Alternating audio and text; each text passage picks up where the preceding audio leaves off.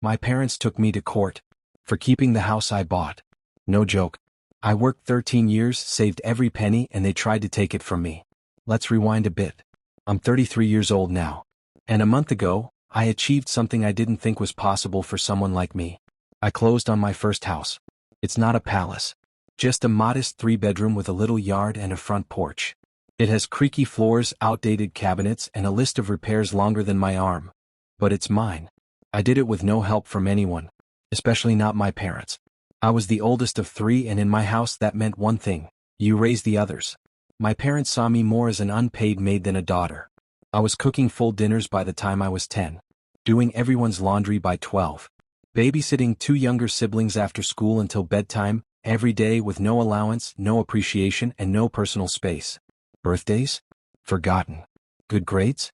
Ignored. Needs? Too expensive. What they did care about was image. Church on Sundays.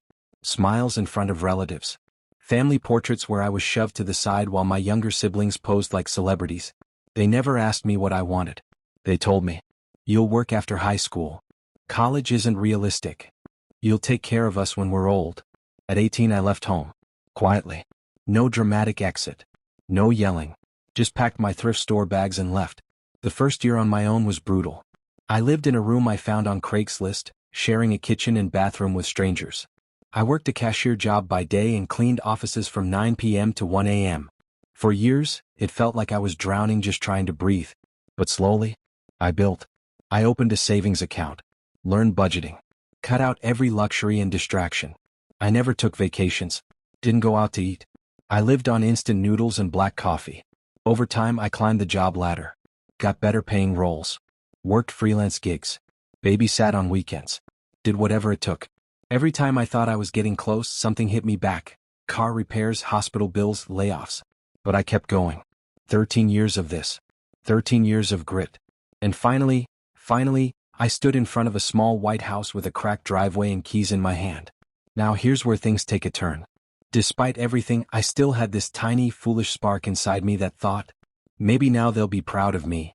So I called my parents, told them I bought a house, invited them over. They came, looked around unimpressed, and said, could use new curtains. No hug. No congratulations. Then they sat down in my new living room and my dad said, "So, when do we move in?"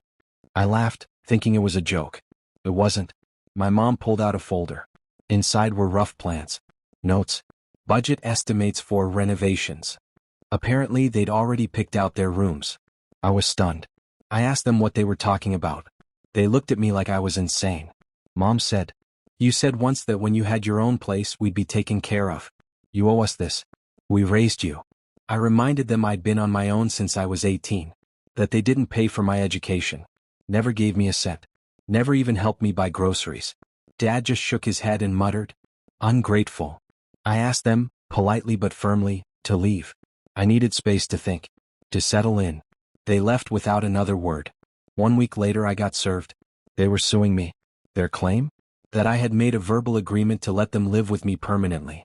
That they had sacrificed years raising me with the expectation of future housing. That I was emotionally manipulating them with false hope. They were suing me for breach of implied contract, and wanted either full residence rights in the home or financial compensation. I had to hire a lawyer. Cost me $8,700 just for retainer, filings, and defense. We submitted evidence. My rental history. My financial records. Texts showing they never supported me.